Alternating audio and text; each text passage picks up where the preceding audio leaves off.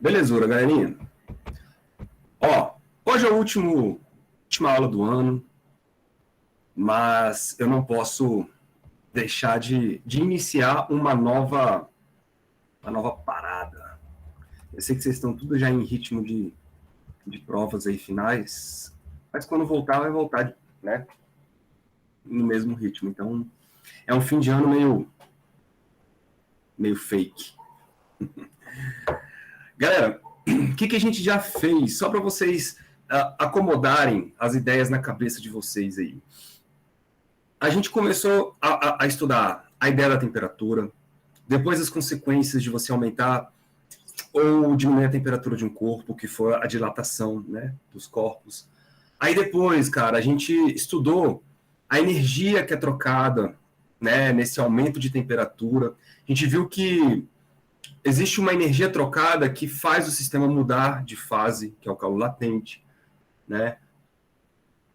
Aí depois a gente começou a estudar a questão da teoria cinética dos gases, né? O ponto de vista mais ali microscópico de como que as moléculas se comportam e tal. A gente construiu uma introdução ali à ideia dos gases ideais e tal.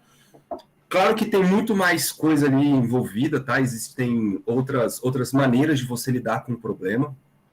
É um problema muito complexo, porque é um problema de vários corpos, então é um problema extremamente estatístico, e aí você ainda, quando leva em consideração propriedades quânticas, aí é uma outra abordagem muito mais complicada, beleza? Então, para esse curso aqui, a gente fica nessa abordagem da teoria cinética, de que os átomos são feitos de bolinhas, legal? E essas bolinhas não se interagem umas com as outras, e elas não ocupam espaço também, isso é importante, beleza? Elas não ocupam espaço. Muito bem. Aí, hoje, galera, a gente começa a tal da termodinâmica, né? O livro de vocês, ele faz uma mescla ali, ele coloca um pouco de termodinâmica, no mesmo capítulo de teoria cinética. Eu não gosto muito disso, então eu separei as coisas. Então, hoje a gente vai falar um pouco sobre esse início da termodinâmica. O que é a termodinâmica? Ela nada mais é, galera, do que a gente estudar essas transformações entre as energias térmicas. Por quê? Existe o calor, que vocês já estudaram, e o calor nada mais é do que uma energia que passa de um corpo para o outro, né? Só que depois que essa energia passa de um corpo para o outro, ela deixa de ser chamada de calor. Porque não existe um calor dentro de lugar nenhum. O calor é apenas o que a gente chama de energia em trânsito. Aí depois que esse calor entra, aí ele pode ser transformado em outras formas de energia. Aí essas transformações energéticas entre calor, trabalho, energia interna, é isso que nós damos o nome de termodinâmica. Pode crer? E aí, para a gente conseguir entender a termodinâmica e a primeira lei da termodinâmica de uma maneira mais tranquila, vocês já viram o que é o calor. Aí agora a gente vai estudar o que é o trabalho e a energia interna. E depois a gente mistura tudo numa parada só. Pode crer? Então vamos lá. Puxa.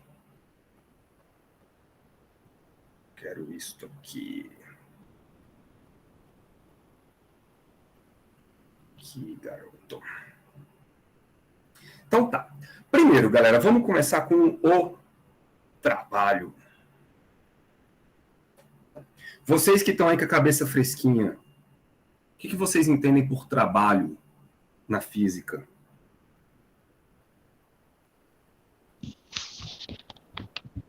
Força?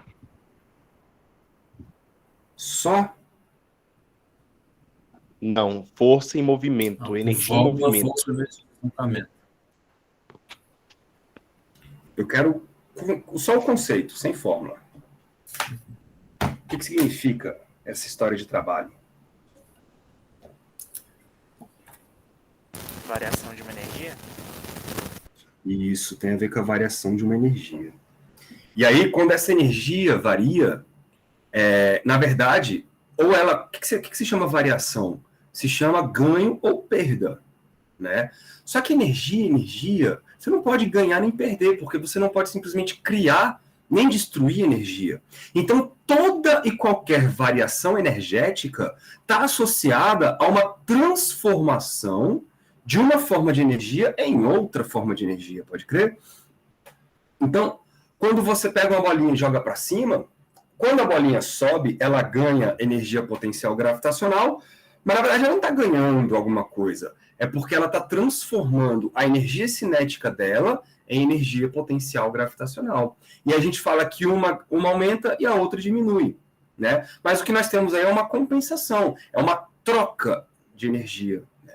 Uma transferência de energia, energia cinética, energia potencial e depois vice-versa quando o sistema está caindo. E aí esta transferência é o que nós vamos chamar de trabalho. Então o trabalho ele está associado primeiro a uma ideia de transferência de energia, legal? E também está realizado, claro, a uma mudança de configuração do seu sistema. Porque, pensa, se uma caixa está parada na posição X1 e depois ela vai para a posição X2, isso quer dizer que você mudou a configuração dessa caixa. Ela tinha uma posição e uma velocidade naquele momento, no instante T1. No instante T2, ela vai ter uma nova posição, uma nova velocidade e um novo instante de tempo. Isso quer dizer que houve uma mudança na configuração do sistema. E essa mudança na configuração do sistema não foi de graça. Tem um custo envolvido aí. Esse custo, esse esforço, essa energia envolvida é chamada de trabalho. Beleza? Então, o trabalho está associado com o quanto de esforço foi necessário para você mudar um sistema de uma configuração para outra. Mas isso é uma transferência de energia, porque alguém está levando um sistema de uma configuração até outra. Alguém está aplicando uma força para isso acontecer. Então, as forças realizam trabalho. Beleza, galera? Então, quando você fala, o trabalho realizado pela força-peso, trabalho realizado pela força elétrica, trabalho realizado pela força elástica, e assim por diante. Aqui no nosso caso termodinâmico, a gente vai pensar numa ideia mais coletiva, né? Por quê? Deixa eu terminar de escrever aqui, eu falo. Trabalho realizado por um gás ideal.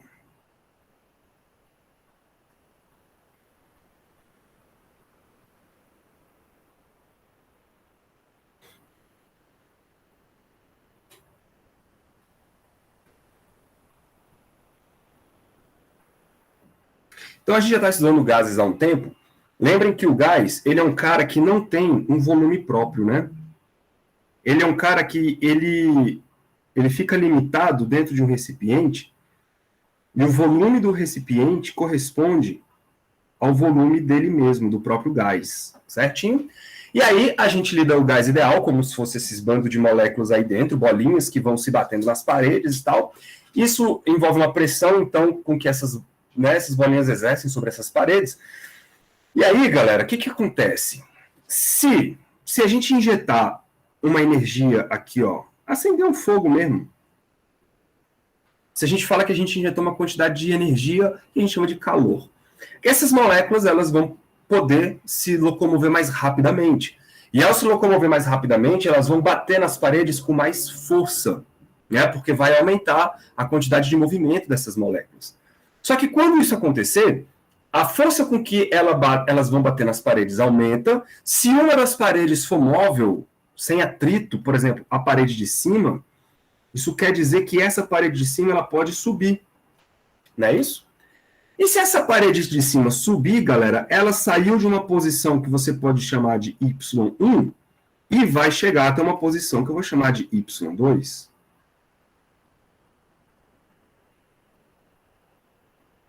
Legal? Só que se isso aconteceu, o gás vai poder ter mais espaço para se locomover. Então, o volume aumentou. O volume aumentou. Só que, percebam, vocês podem pensar de duas maneiras. Se a tampa do recipiente subiu, primeiro, mudou a configuração do sistema. Então, tem trabalho envolvido. Outra, se a tampa subiu, a tampa adquiriu energia cinética. Se a tampa ganhou energia cinética, é porque alguém está entregando energia cinética para essa tampa. Ou seja, alguém está realizando um trabalho sobre essa tampa. Pode crer? Então, nesse caso, galera, a gente diz que houve um trabalho realizado pelo gás, certinho? A mesma coisa acontece se alguém de fora chegar aqui, ó, e comprimir essa tampa. Se você comprimir a tampa, você força o gás a se locomover agora num espaço menor. Então, você diminuiu o espaço que o gás vai se movimentar, você diminuiu o volume, e isso, então, quer dizer que alguém externo realizou um trabalho sobre o gás.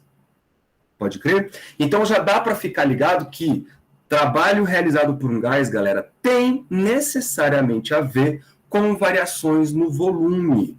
Se o volume aumenta, o trabalho é realizado pelo gás. O gás que empurra a tampa para cima. Se o volume é realizado, se o volume diminui, você tem uma compressão, aí o trabalho é realizado sobre o gás. É a vizinhança, é o meio externo que comprime o gás. Então a gente diz que o trabalho é realizado sobre o gás. Ok? Então, vamos escrever isso para ficar anotado.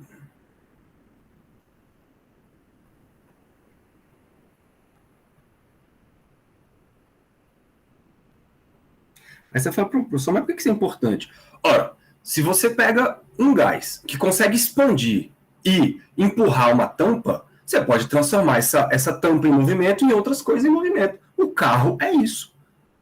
O motor do carro, ele tem lá o pistão, na combustão da gasolina, ele empurra o pistão para cima, ou seja, o gás realiza um trabalho, e isto tem uma conexão com as rodas que faz aquela roda entrar em movimento.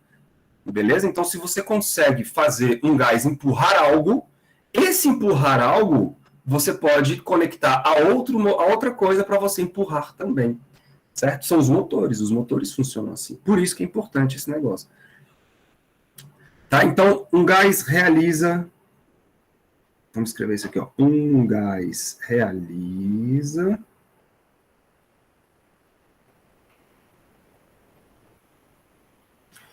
Ou também recebe, né? Ele pode realizar ou receber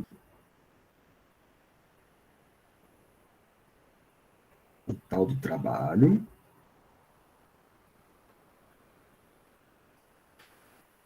Quando ocorre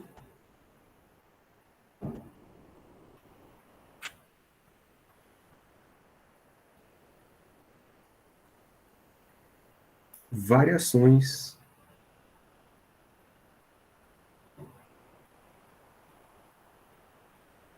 em seu volume. Não é isso? Pode crer? E aí a convenção que nós vamos adotar daqui para frente é o seguinte. Se rolar uma expansão,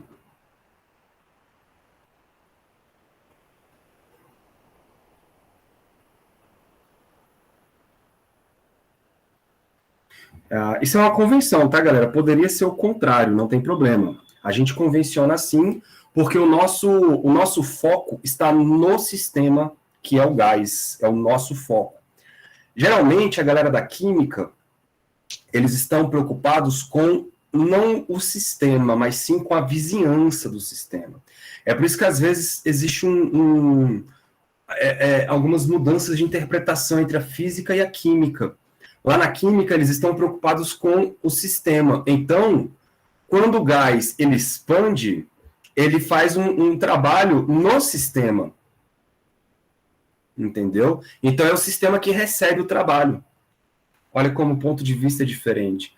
Nós da física, não. A gente está preocupado com o gás, que é o sistema, e não a vizinhança. Deixa eu mudar. A química está preocupada com a vizinhança. Então, quando o gás se expande, o gás ele entrega trabalho para a vizinhança. Ele dá trabalho para a vizinhança, então a vizinhança recebe esse trabalho. Sacou? Agora, do nosso ponto de vista, não. O trabalho é realizado sobre... O trabalho é realizado, pelo gás, e não sobre a vizinhança. É claro que é a mesma coisa, né? Pelo gás e sobre a vizinhança é a mesma coisa, mas nós estamos preocupados com o gás. A química está preocupada com o meio externo, com a vizinhança. Tudo bem? Então, a expansão, o trabalho...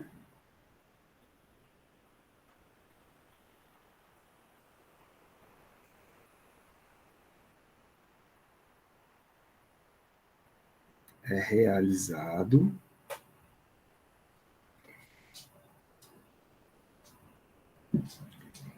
pelo,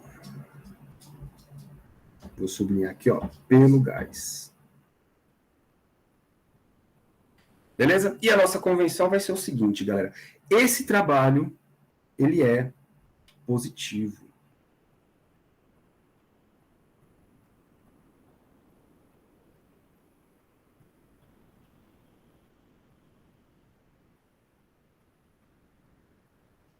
Legal? Agora, se você tiver o gás sendo comprimido, então você vai ter uma compressão.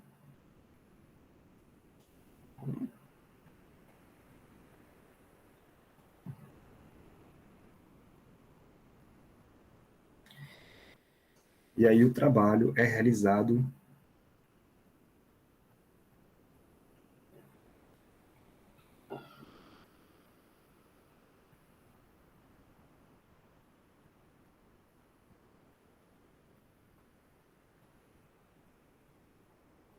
agora sobre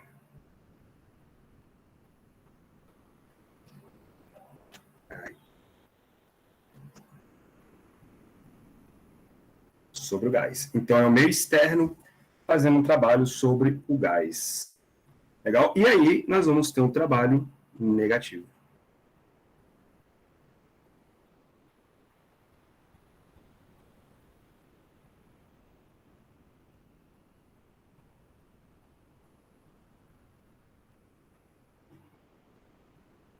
Legal? Essa é a convenção que a maioria dos livros de física usam. Tá? Alguns livros de química usam essa convenção invertida. Exatamente por conta do foco deles. O foco deles não é o gás, e sim o meio externo. Daí que vem aquela história de exotérmico, endotérmico, porque eles estão preocupados com o sistema e não com eles estão preocupados, desculpa, com a vizinhança, com o meio externo e não com o sistema em si. Bom, e como é que a gente enxerga esse trabalho, então? Vamos pensar assim, o seguinte. Considere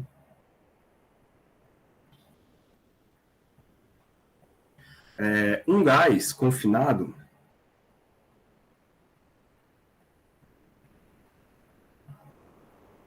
gás ideal, né?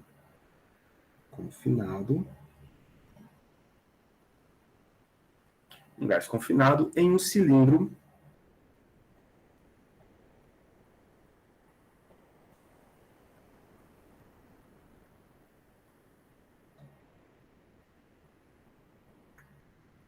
com o pistão. O pistão vai ser a nossa tampa, beleza? Com o pistão móvel.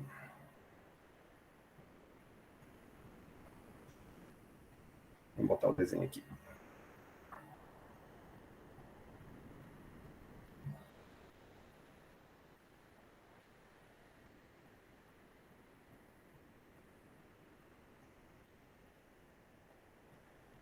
Esse aqui, né? Acho que é. É isso mesmo. Então, olha só.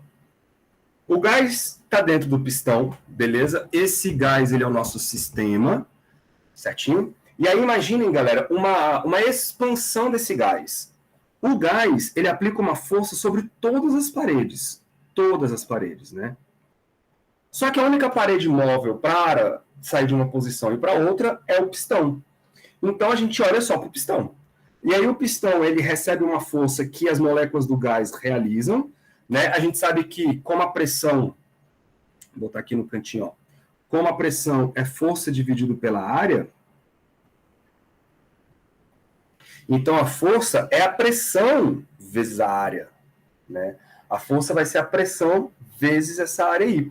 Bom, e aí o nosso gás ele vai deslocar o pistão de uma distânciazinha infinitesimal chamada dx. Legal? É um deslocamento bem curtinho de uma posição até a outra. Quando isso acontece, a gente pode então fazer o seguinte, vamos escrever essas coisas aqui, ó. Então, a força total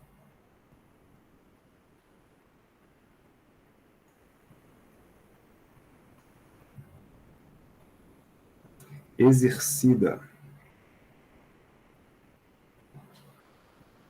A força total exercida pelas moléculas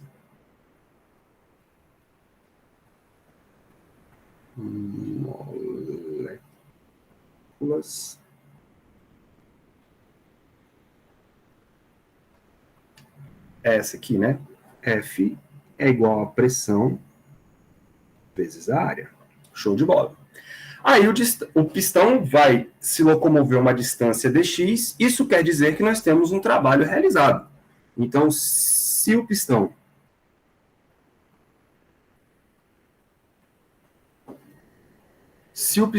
se move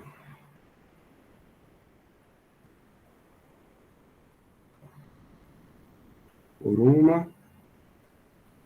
Vou tirar esse troço daqui. Por uma distância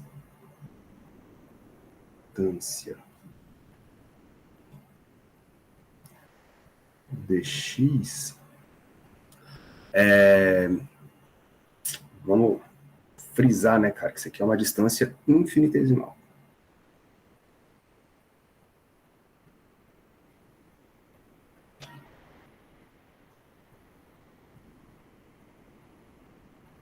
Infinitesimal dx. Por que a gente considera uma distância infinitesimal?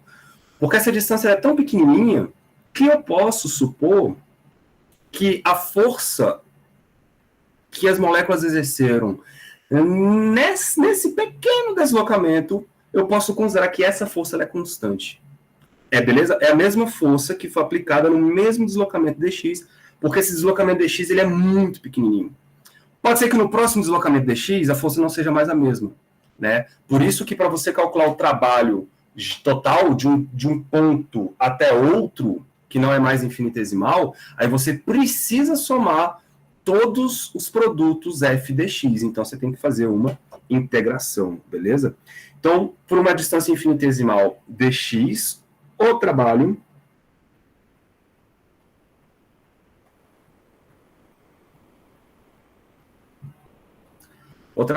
será...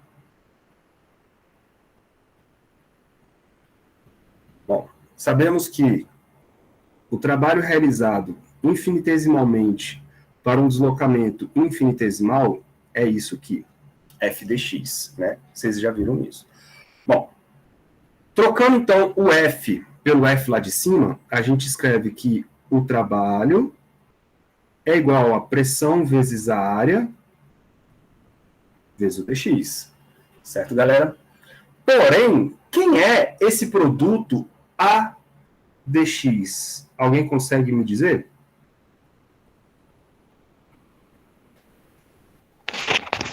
Seria a derivada do trabalho.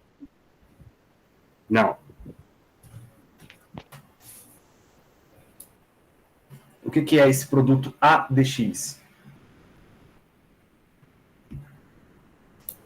Antes seria o volume, não? É o volume.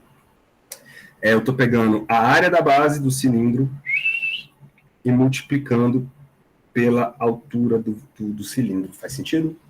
Só que, claro, só do cilindro correspondente ao quanto que ele caminhou ali, né? Não é o volume total. É o volume deslocado, digamos assim. Como a gente está pegando um elemento infinitesimal de distância, isso aqui vai ser um elemento infinitesimal de volume. Vou chamar de dV. Tá bom? E aí a gente escreve que dW, então, é igual a P dV. Muito bem. Aí o que você pode fazer? Integration. Ora, se você integrar o lado esquerdo, eu tenho o trabalho, e aí a gente integra o lado direito, P dV. Estamos somando no volume, então isso aqui vai de um volume inicial até um volume final. Então, olha como o trabalho está intimamente ligado à variação do volume.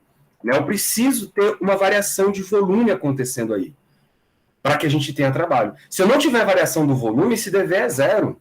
Se eu não tenho variação do volume, eu não tenho trabalho sendo realizado. Pode crer? E aí ficou claro que se o volume aumenta, eu vou ter um trabalho positivo, ou seja, expansão. Se o volume diminui, eu vou ter um trabalho negativo. E aí, galera, isso pode acontecer tanto com a pressão caindo, quanto com a pressão subindo, ou a pressão se mantendo constante. Beleza? Deixa eu ver se eu tenho essas figurinhas aqui para a gente analisar elas. Está aqui. Se tiver, vai estar aqui. Tenho. Então, ó. Tem? Ou não tem?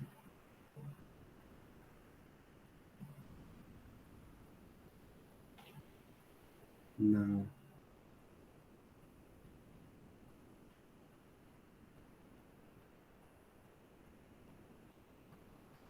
Acho que isso aqui, né? É uma figurinha só. Pronto. Então, esse aqui, ó. Então, olha o que está acontecendo. Na primeira, galera, na primeira figurinha aí, na primeira imagem que vocês têm do lado esquerdo, vocês têm um gás que se encontra a uma configuração indicada pela pressão 1, volume 1 e certamente uma temperatura 1, beleza? P1, V1 e T1. Vocês viram que isto define a configuração do seu gás. O gás se encontra na configuração ou no estado P1, V1, T1. Pode crer? Aí ele evolui, ele passa por um processo termodinâmico em que ele vai alterando o valor da sua pressão, beleza? Foi de uma pressão P1 para uma pressão P2, ou seja, caiu a pressão pelo desenho, certo? E foi alterando também o seu volume, V1 para V2.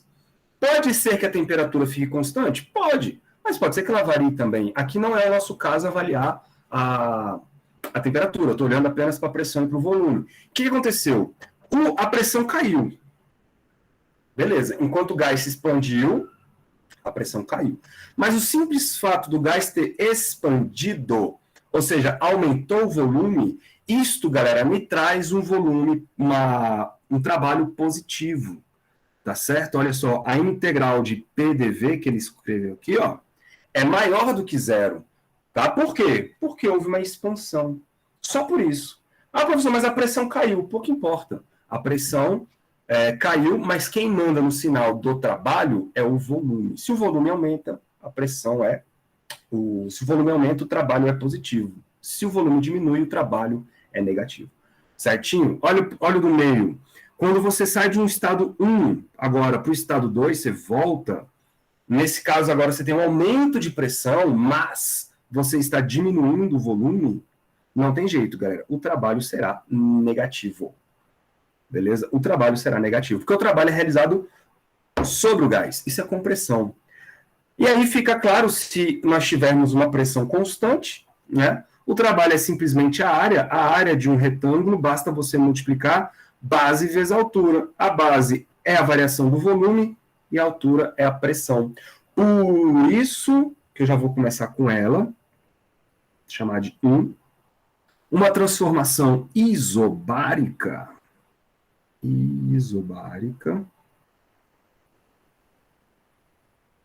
Nós sabemos que uma pressão é uma transformação ou um processo em que a pressão fica constante.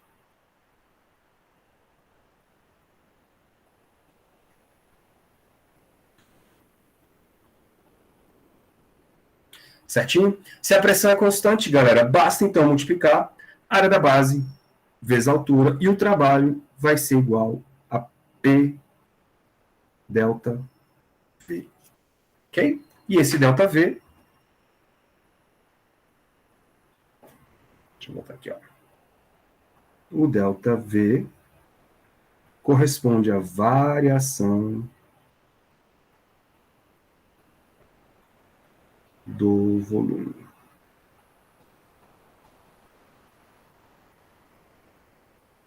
Legal? Nada mais, nada menos do que o que vocês já estão carecas de saber, né, cara? Delta V é o volume final menos o volume inicial. Certinho? Só isso. Dá para vocês verem aqui também, né? Se a pressão é constante, essa pressão sai para fora da integral, Aí você fica P integral de dV. Né? E a integral de dV é a variação do volume. É o ΔV, né? De V1 até V2. A mesma coisa. Certo? Vamos para a segunda transformação aqui do dia. E se nós tivermos uma transformação, ou chamado de processo também, isocórico?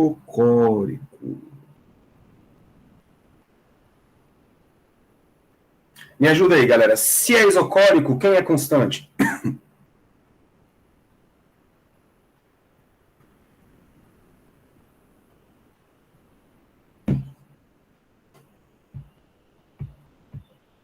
Volume. Show de bola. Se o volume é constante, então vou escrever aqui, ó, volume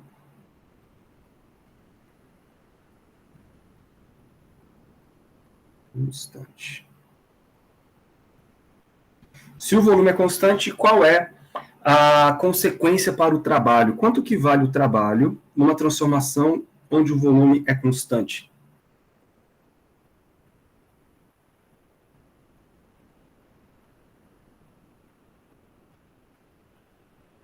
Não tem trabalho, né? Ou tem? Oi? Não tem trabalho, né? Não tem trabalho. Trabalho é zero. Legal? É o que acontece, por exemplo, na sua panela de pressão, né? Você trava a tampa para ela não poder subir nem descer e sai tacando energia lá pro bicho lá de dentro, cara. Ele não tem para onde expandir, né? Então, à medida que você aumenta a quantidade de energia que entra no sistema, você começa a aumentar tudo, menos o volume. O volume fica travado. Legal? Então, você está transformando todo o calor e esse calor não pode ser usado para expansão. Então, ele vai ter que ser usado para outra coisa, que no caso aí vai ser a energia interna. Legal? Vamos para mais uma aqui. Exatamente. Legal, né, cara? Talvez aqui vocês não tenham ainda feito conta com ela, por isso que eu deixei por último. É no caso de uma transformação isotérmica.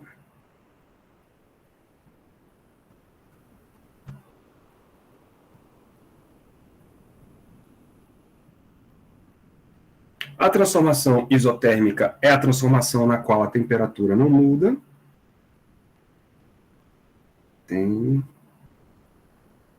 Temperatura constante.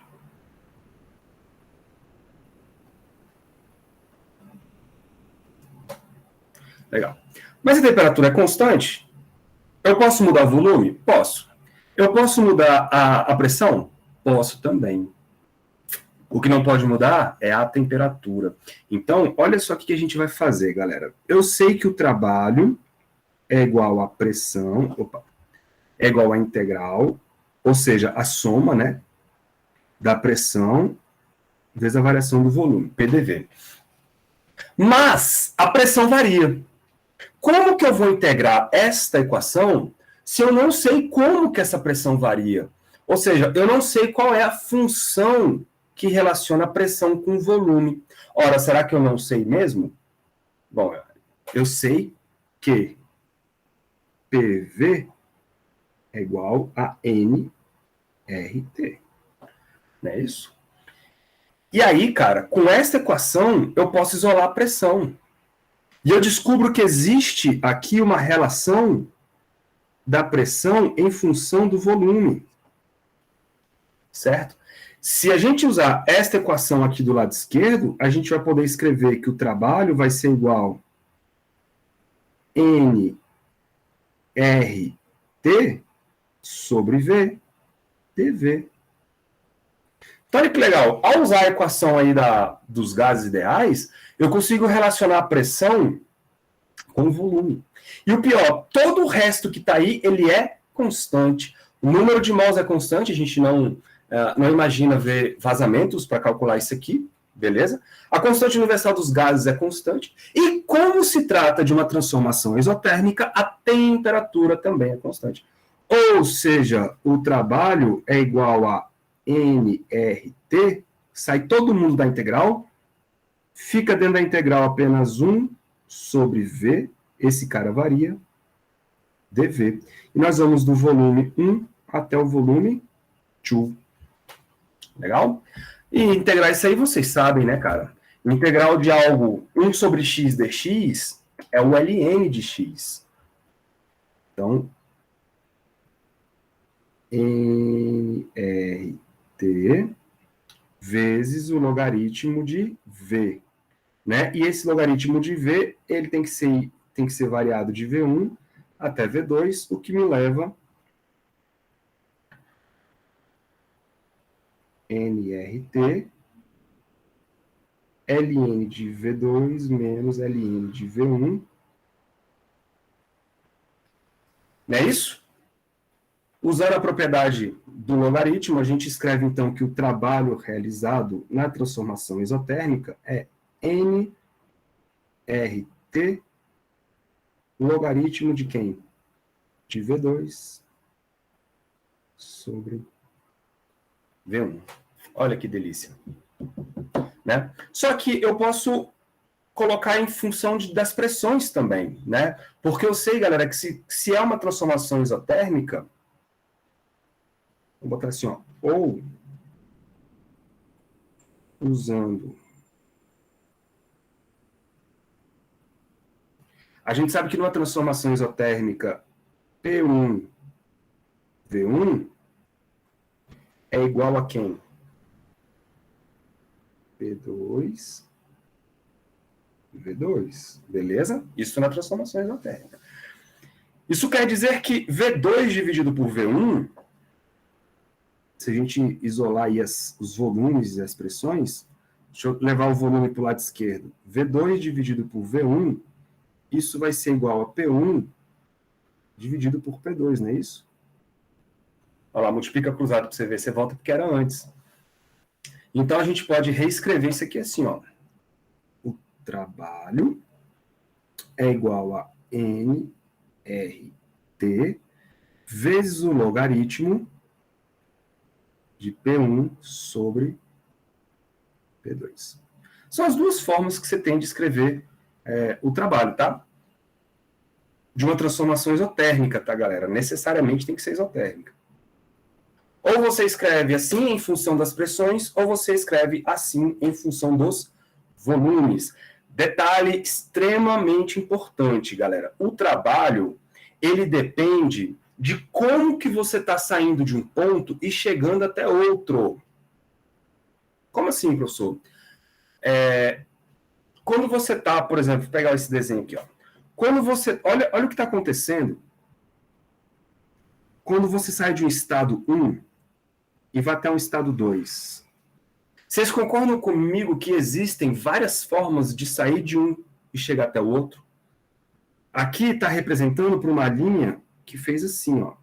Essa linha, galera, necessariamente passou por pontos específicos. Ou seja, passou por pontos intermediários que têm tanto pressão quanto volume. Mas se a gente fizesse essa transformação por outro caminho, por exemplo, seguindo aqui uma linha reta aqui, uma linha reta aqui, vocês concordam comigo que esse trabalho passou por pontos diferentes, mas chegou ao mesmo lugar? Ou seja, saiu do estado 1 e chegou até o estado 2, só que passou por pontos intermediários de pressões e volumes diferentes. Isso faz diferença? Faz. Por quê? Porque o trabalho tem a ver com a área. O trabalho tem a ver com a área do gráfico. Então, quando você faz somente este tipo de movimento aqui, ó, você tem uma área diferente do que se você fizesse com todo o caminho aqui para cima. Se as áreas são diferentes, os trabalhos também são diferentes. Ok? Então, deixa eu escrever isso aqui para vocês. Observação. O trabalho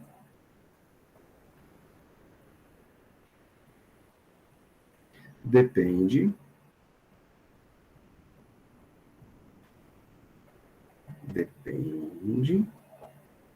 dos estados inicial e final, né?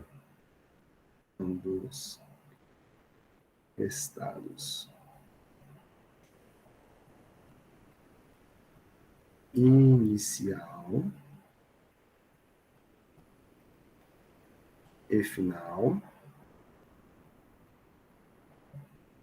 Legal? E também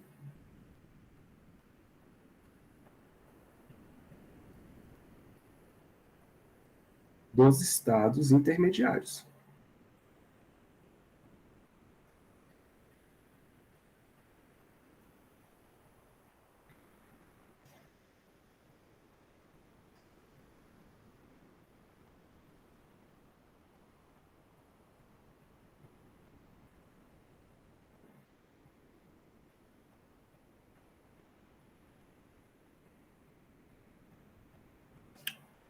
Legal? Por isso que quando um engenheiro lá ele vai construir uma máquina térmica, ele precisa ficar atento ao qual é a funcionalidade dessa máquina térmica. Porque dependendo de como que ele faça a expansão do gás, isso impacta diretamente no trabalho sendo realizado pelo gás. Tá? Só para desenhar direitinho aqui o que eu acabei de dizer, eu tenho aqui, ó.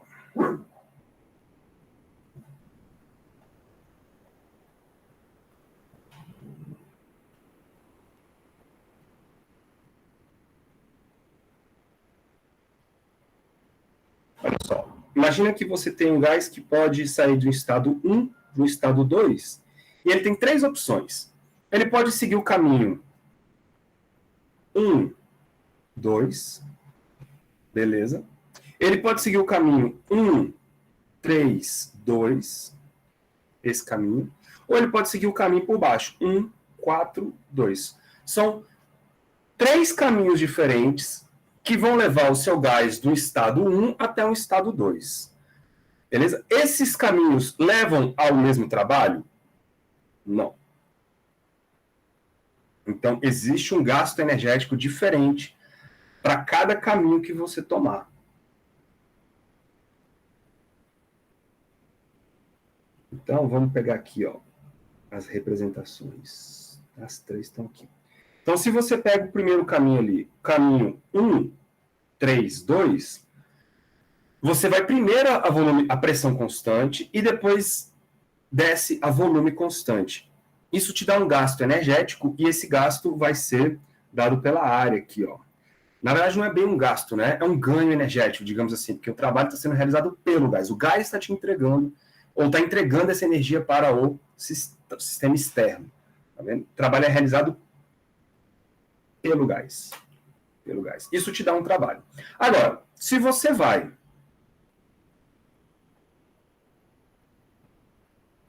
por um caminho diferente, por exemplo, este caminho bem aqui, você vai ter um trabalho diferente. Né? Olha lá, você faz a primeira transformação, uma transformação isovolumétrica, ou seja, volume constante. Essa transformação não tem trabalho. Legal? Aí depois você vem daqui para o 2, do 4 para o 2, através de uma isobárica. Você chegou no mesmo lugar? Chegou. Mas olha a diferença, cara, de trabalho realizado de uma situação para outra. Por conta de quem? Por conta dos pontos intermediários. Por conta dos pontos intermediários. Certo? E por último, você pode fazer uma transformação. Cadê? Você pode fazer uma transformação intermediária aí, né? Onde você tem a pressão caindo até chegar no estado 2, que fica uma coisa mais ou menos assim. Aqui, ó. Fica uma coisa mais ou menos assim. Então, vocês estão vendo que as 3 transformações correspondem aos mesmos estados inicial e final. Porém, eles têm trabalhos diferentes para cada um dos caminhos tomados aí no seu sistema. Dúvidas até aí?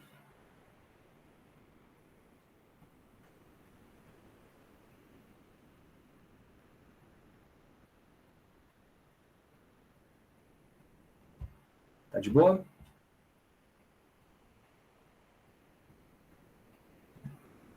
Legal, né? Então, beleza. Então, vamos para o próximo bichinho. O próximo bichinho, galera, é a tal da energia interna. Tá bom? Deixa eu colocar com a mesma cor que eu iniciei ali.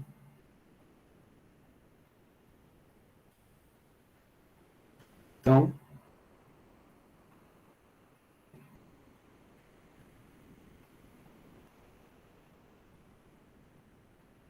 energia interna.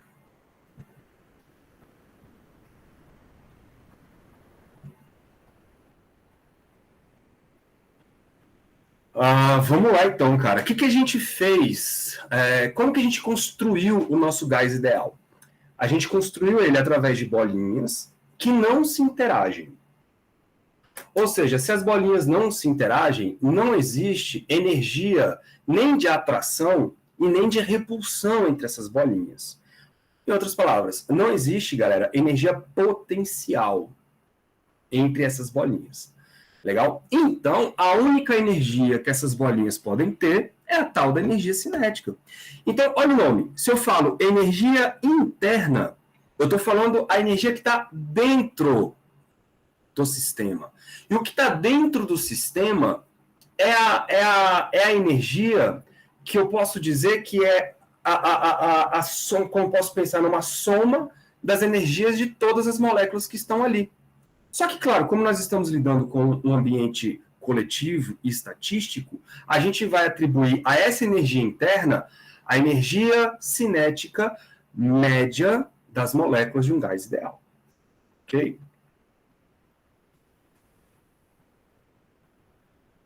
Então, isso aqui vai ser, corresponde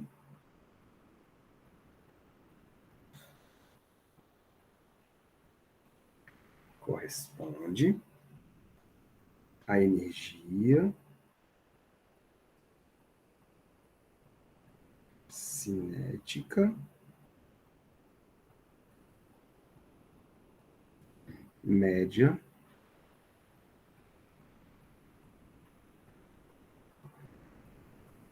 de um gás ideal.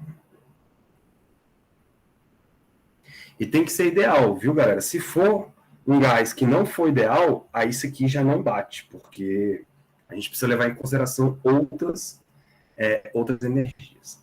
Bom, eu não vou demonstrar aqui, mas acreditem em mim, e aí quando vocês forem vocês vão ver a questão estatística da distribuição energética dessas energias, né, distribuição energética dessas moléculas, digamos assim. O que acontece? O seu sistema, cara, ele pode viajar tanto para frente quanto para trás, quanto para cima quanto para baixo, quanto para a esquerda quanto para a direita. Né? Isso num sistema tridimensional. Isso quer dizer que as moléculas elas têm graus de liberdade. Tá bom? Graus de liberdade vocês vão interpretar como se fossem direções onde elas podem se movimentar, e eu posso representar qualquer movimento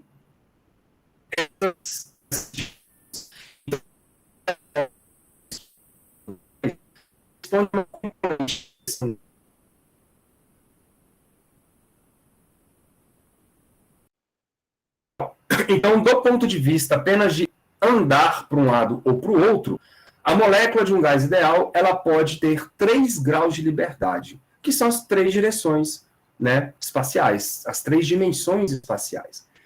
E aí, cada dimensão dessa contribui com uma parte.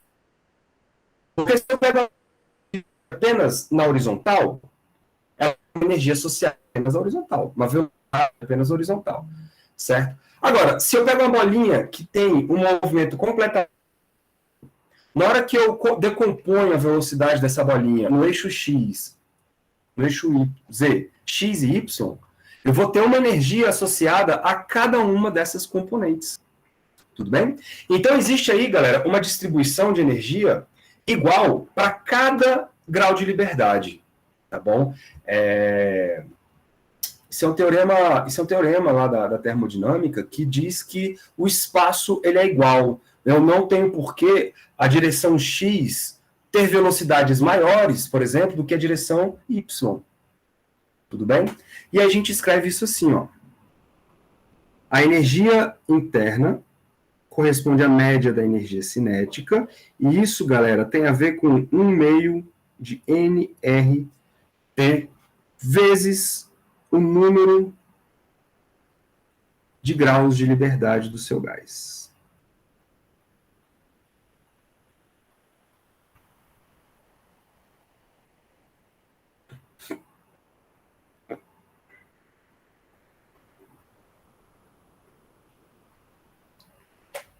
Legal? Então, cada grau de liberdade contribui com esta quantidade de energia, meio de nRT.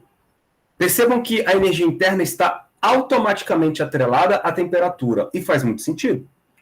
Porque se eu falo para você que a temperatura aumenta, a energia cinética aumenta, então, em média, a energia interna também tem que aumentar. Não é isso? Muito bom. E aí agora a gente pode dividir essas energias da seguinte maneira. Vamos pensar aqui, ó.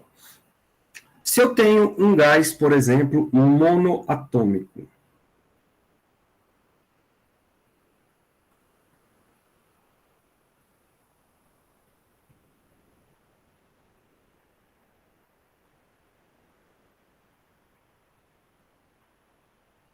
o que seria isso? O que seria um gás monoatômico?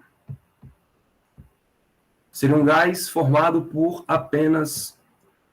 não que ele tenha apenas um átomo, né? Mas é porque as moléculas, elas não estão conectadas com outras moléculas. Então, é como se fossem várias bolinhas dentro do gás, e essas bolinhas estão sozinhas. Elas não estão ligadas com nenhuma outra bolinha. Isso é um gás monoatômico. Tudo bem? Essa molécula do gás monoatômico, ela tem quantos graus de liberdade? Ora, ela vai ter 3 graus de liberdade. Por quê? Porque a bolinha, ela pode ir para cima e para baixo, isso é um grau de liberdade. Ela pode ir para frente e para trás, isso é um outro grau. E ela pode ir para a esquerda e para a direita, isso é um terceiro grau de liberdade. Tudo bem? Então, se eu fizer essa regra que eu fiz ali em cima, a energia interna deste gás monoatômico vai ser 3 meios de nRT. Show? Ora, e aí, se eu quiser variar a energia interna, basta fazer uma variação da temperatura. A energia interna, galera, ela é função exclusiva da temperatura. Tudo bem? Então, se eu fizer um ΔU, isto automaticamente envolve um ΔT. O número de mols não vai mudar, constante universal não vai mudar, e aqui eu vou ter um ΔT. Beleza? Aí você pode falar, professor, e se eu tiver outro tipo de gás? Ora, vamos ver. Gás formado por 2 moléculas conectadas, diatômico.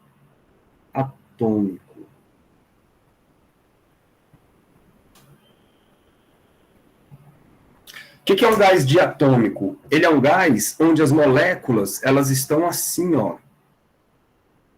São formadas 2 a 2, como se fosse um halterzinho de academia. Beleza? Essas 2 moléculas, galera, juntas e unidas da maneira como elas estão, elas podem ir para cima, para baixo, para a esquerda, para a direita, para frente, para trás, ou seja, tem 3 graus de liberdade, mas elas podem mais, elas podem girar.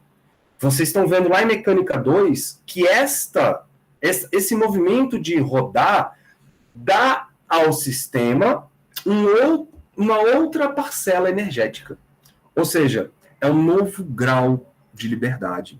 Então, esta molécula diatômica, ela pode rodar como? Ela pode rodar em torno desse eixo assim, pode crer? E ela pode rodar em torno desse eixo assim, ó. São 2 graus de liberdade a mais do que a outra molécula. Então, se são 2 graus de liberdade a mais, eu tenho 5. 5 meios de nRT. Legal? ou um ΔU 5 meios de nRT. Olha aí que beleza. Professor, pode mais? Pode mais, cara. Você pode ter agora, galera, uma molécula que a gente chama de poliatômica. E aí nós vamos ter, nesse caso, um gás poliatômico.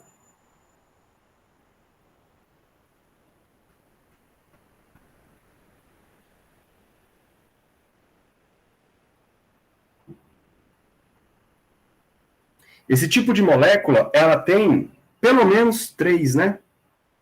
Então, 1, 2, 3. Qual é a grande diferença dela? Ela pode fazer tudo. Para cima, para baixo, ela pode andar para todas as direções. Ainda, ela pode girar nas mesmas direções que a outra molécula, que era o alterzinho, que era essa direção aqui, e ela ainda pode girar nesta outra direção aqui, ó. Percebam que a molécula diatômica, esta direção não contava. Por quê? Ora, porque se você olha um halter girando nessa direção, quando você olha de perfil, é como se fosse uma bolinha girando. Isso não contribui com energia cinética. Então, para um gás poliatômico, nós temos 6 graus de liberdade. Se você multiplica aqui por 6, vai cancelar com esse 2, e aí vai sobrar um 3, pode crer? Então, nós ficamos com uma energia interna de 3 nRT, ou um ΔU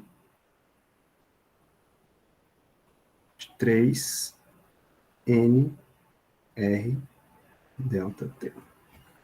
Legal, galera? E tudo isso está associado com a velocidade média das moléculas, tá? Porque a energia interna, nós sabemos que ela está associada com a energia cinética média dessas moléculas. É por isso que, olha que coisa mais bonita, cara, isso aqui, ó. Vocês viram lá que um gás, na aula passada, a distribuição de velocidades do gás é algo mais ou menos assim, né, ó, dependendo da temperatura, né? É algo mais ou menos assim. Vocês têm ali algumas moléculas com uma velocidade realmente alta, que são essas aqui, só que o número de moléculas é baixo. Isso aqui é um gráfico da energia, por exemplo. Tá? A energia cinética dessas moléculas, pelo número de moléculas, vamos colocar assim. Existem moléculas mais lentas, elas estão aqui, né? Um número baixo, porém energia baixa. E a grande maioria das moléculas, elas estão com uma energia média. Mais ou menos por aqui. E isso aqui corresponde, então, ao nosso U. A energia média, a energia cinética média dessas moléculas. Por isso que quando você pega um cafezinho e assopra seu cafezinho, o que você está fazendo, na verdade?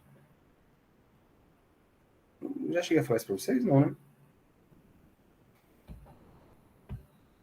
Não lembro. Já cheguei a comentar essa história para vocês? Não? Então, olha só. Imagina aqui que você tem um cafezinho na xícara. Vocês viram que esse cafezinho, ele tem as moléculas, né? Claro que aqui não é mais um gás ideal, mas a ideia é um pouco parecida. As moléculas não têm a mesma velocidade. Existem as moléculas mais rápidas e existem as que estão mais lentas.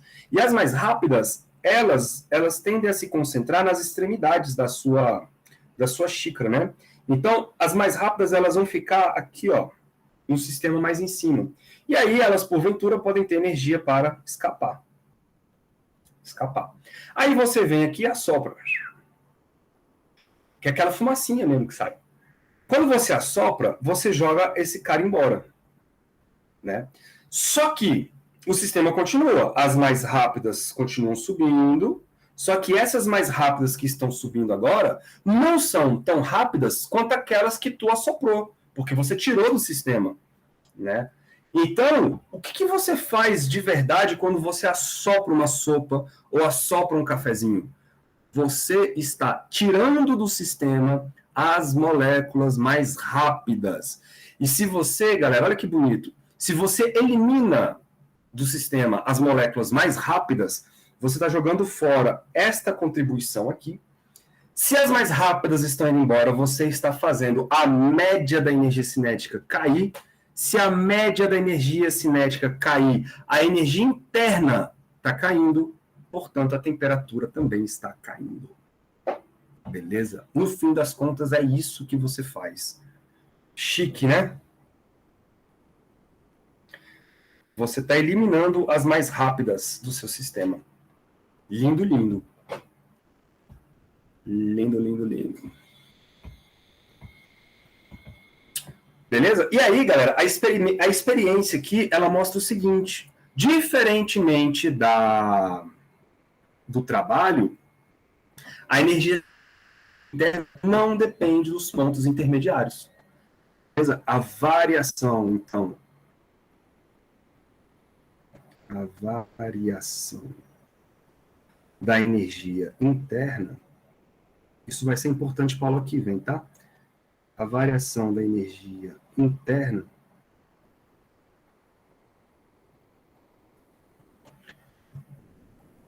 depende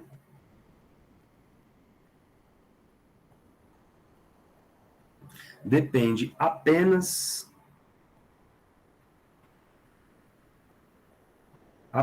dos estados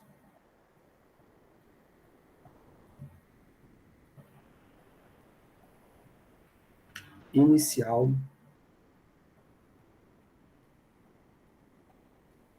e finale. Inicial e final. Beleza? Deixa eu botar uma figurinha aqui para a gente ilustrar isso.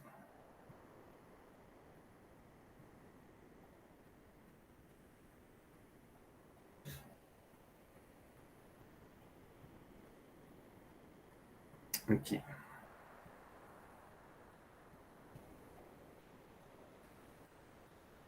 Então, olha aí um diagrama da pressão pelo volume de um gás qualquer. Essas curvas que vocês estão vendo, tanto a curva verdinha quanto a curva vermelhinha, são chamadas, galera, de isotermas.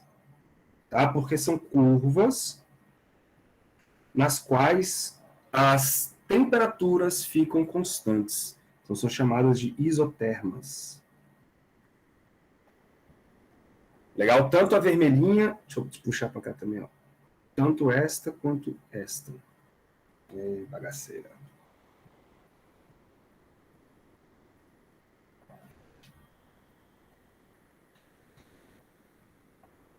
Essa e essa. Pronto.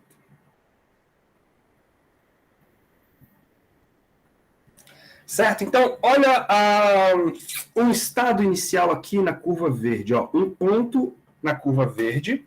Esse ponto inicial é um gás que está uma temperatura inicial, um volume inicial e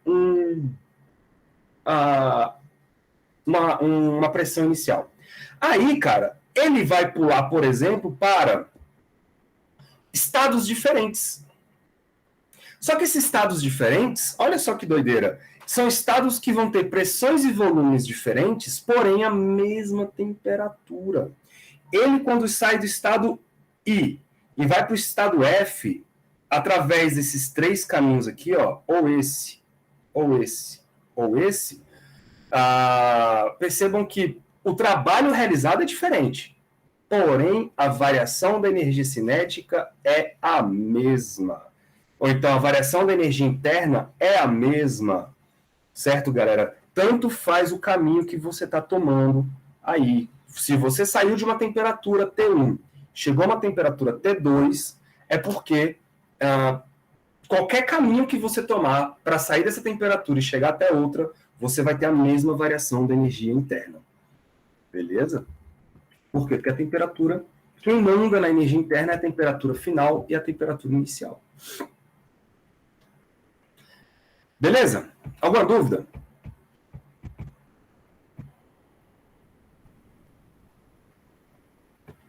Sossegado, né? Eu vou escolher alguns exercícios para vocês fazerem, tá?